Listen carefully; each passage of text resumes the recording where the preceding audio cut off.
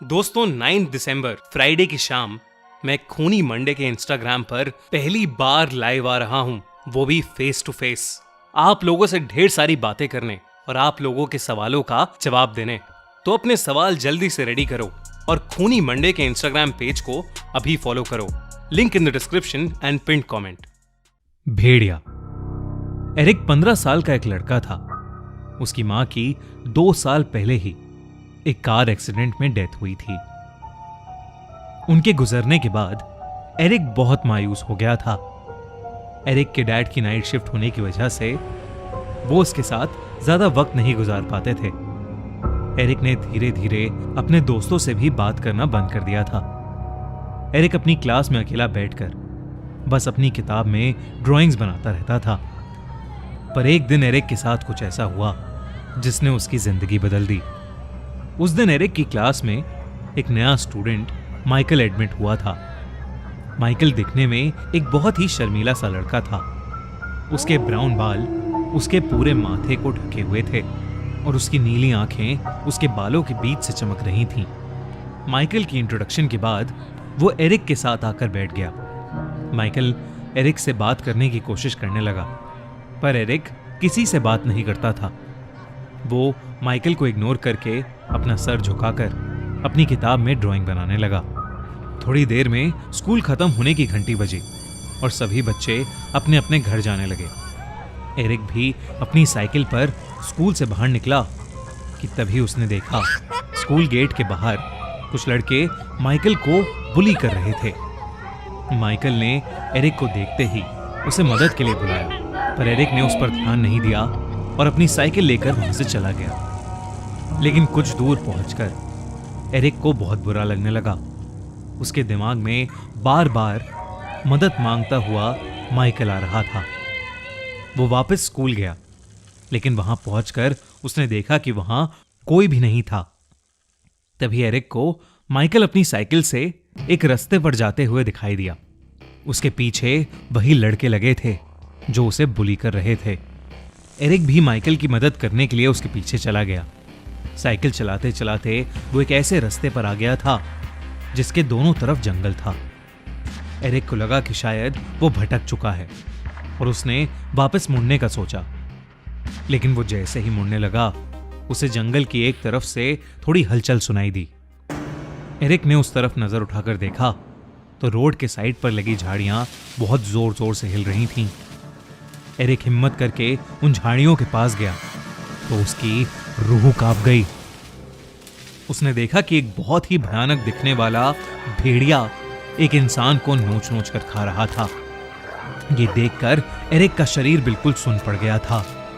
उसने ध्यान से देखा तो वो शरीर जिसे वो भयानक भेड़िया चबा रहा था वो किसी और का नहीं बल्कि उसी लड़के का था जो स्कूल के बाहर माइकल को बुली कर रहा था। एरिक धीरे धीरे पीछे जाने लगा कि तभी उसका पैर नीचे पड़ी एक सूखी टहनी पर जा लगा, जिससे एक जोर की आवाज हुई। उस आवाज को सुनते ही वो भेड़िया पीछे मुड़ा और सीधा एरिक के ऊपर झपट गया। एरिक अपना पूरा जोर लगाकर खुद को उस भेड़िए से बचाने की कोशिश कर रहा था कि तभी उस रोड पर से एक कार गुजरी और वो भेड़िया अचानक एरिक को छोड़कर जंगल की तरफ भाग गया। एरिक तुरंत खड़ा हुआ और घबराई हुई हालत में वहां से अपनी साइकिल लेकर भाग गया। उसने जल्दी से जाकर पुलिस को इन्फॉर्म किया और पुलिस को लेकर उसी जगह पर पहुंच गया। पर ना तो अब वहां पर कोई भेड़िया था और ना ही किसी की बॉडी। पुलिस को लगा कि एरिक उनके साथ कोई मजाक कर रहा है और उन्होंने एरिक को डांट लगाकर घर भेज दिया। अगले दिन स्कूल में एरिक अपने फेवरेट टीचर मिस्टर ब्लैक से इस बारे में बात करने गया। एरिक की मॉम के मरने के बाद प्रोफेसर ब्लैक ने एरिक को काफी इमोशनली सपोर्ट किया था। एरिक को यकीन था कि कोई उसकी बात को समझे ना समझे, मिस्टर ब्लैक जरूर समझेंगे। एरिक ने अपने साथ हुआ किस्सा उन्हें बताया और एरिक की बात सुनकर मिस्टर ब्लैक हैरान हो गए और उन्होंने अपने कमरे के दरवाजे को बंद किया और अपनी अलमारी में से एक पुरानी सी किताब निकाली। एरिक को कुछ भी समझ नहीं आ रहा था, पर फिर मिस्टर ब्लैक ने उस किताब को खोला और कहा कि उन्हें ऐसा लगता है कि एरिक ने जो कल देखा वो कोई मामूली भेड़िया नहीं था, बल्कि एक वेयरवुल्फ था। वेयरवुल्फ यानी ऐसे मिथिकल क्रीचर्स जो वैसे तो इंसानी रूप में रहते हैं, पर आपे से बाहर हो जाने पर या किसी चांदनी रात में एक भयानक भेड़िए में बदल जाते हैं। ये सुनते ही एरिक के दिमाग में सिर्फ एक ही बात चलने लगी। वो माइकल के पीछे उस रास्ते पर गया था और जो बच्चा कल मारा गया वो माइकल को ही बुली कर रहा था।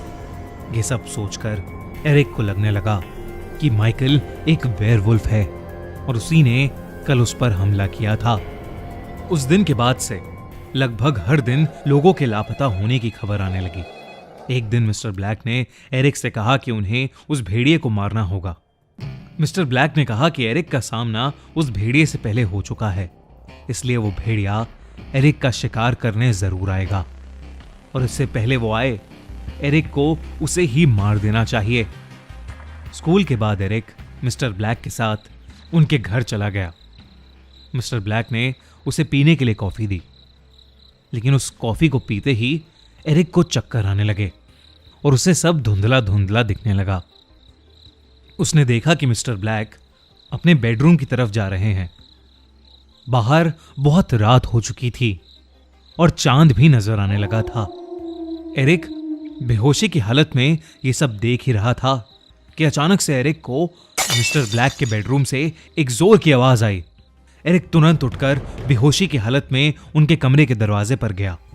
दरवाजा अंदर से लॉक था। एरिक को कुछ समझ नहीं आ रहा था, तो वो मिस्टर ब्लैक को जोर जोर से आवाज देने लगा और दरवाजा नॉक करने लगा, पर मिस्टर ब्लैक ने कोई जवाब नहीं दिया। एरिक को अंदर से किसी भेड़िए की गुहार करने की आवाज आ रही थी। एरिक ने कीहोल से जैसे ही कमरे के अंदर झांका तो उसके होश ही उड़ गए।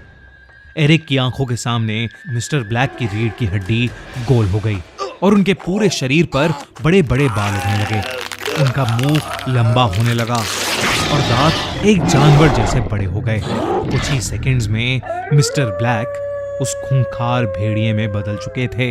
एरिक समझ गया था कि वो वेयरवुल्फ माइकल नहीं बल्कि मिस्टर ब्लैक ही थे, पर इससे पहले कि वो कुछ कर पाता, मिस्टर ब्लैक ने दरवाजा तोड़ते हुए एरिक पर हमला किया। वो एरिक को नोचने लगे और एरिक दर्द में अपना हाथ इधर उधर मार रहा था कि तभी उसके हाथ में मिस्टर ब्लैक का लाइटर आ गया। एरिक ने जैसे ही वो लाइटर जलाया वो भेड़िया पीछे हट गया। एरिक ने आसपास की सारी चीजों को जलाना शुरू कर दिया। आग के डर से वो भेड़िया वहां से भाग गया। जब पुलिस मिस्टर ब्लैक के घर पहुंची तो उन्हें दिखा कि मिस्टर ब्लैक का घर जला पड़ा है और एरिक एक कोने में बेहोश पड़ा है। एरिक को जब होश आया तो उसने पुलिस को सब कुछ बताया, लेकिन उस दिन से मिस्टर ब्लैक भी गुमशुदा लोगों की लिस्ट में शामिल हो गए थे। पुलिस को भी अपनी इन्वेस्टिगेशन में कुछ नहीं मिला। उन्हें एरिक की कहानी पर यकीन तो नहीं था, लेकिन उस दिन के बाद से शहर का कोई भी इंसान गायब नहीं हुआ। एरिक उस दिन बाल बाल बच गया, लेकिन अपने साथ हुआ वो भयानक एक्सपीरियंस वो शायद कभी नहीं भूलेगा। आपको क्या लगता है, क्या हुआ मिस्टर ब्लैक का? और अगर आप चाहते हैं कि हम भी वेयरवुल्फ पर एक ओरिजिनल सीरीज बनाएं, तो हमें कमेंट्स में जरूर बताइए और अपने आइडियाज हमसे शेयर कीजिए। हमारी अगले हफ्ते की कहानी भूत कोला कंटारा स्पेशल स्पॉटिफाई पर ऑलरेडी लाइव है, तो डिस्क्रिप्शन में दी गई लिंक पर क्लिक करिए और जल्दी से उसे सुनिए। और अगर आपको ये वीडियो अच्छी लगी तो हमारा चैनल खूनी मंडे सब्सक्राइब करना बिल्कुल मत भूलना।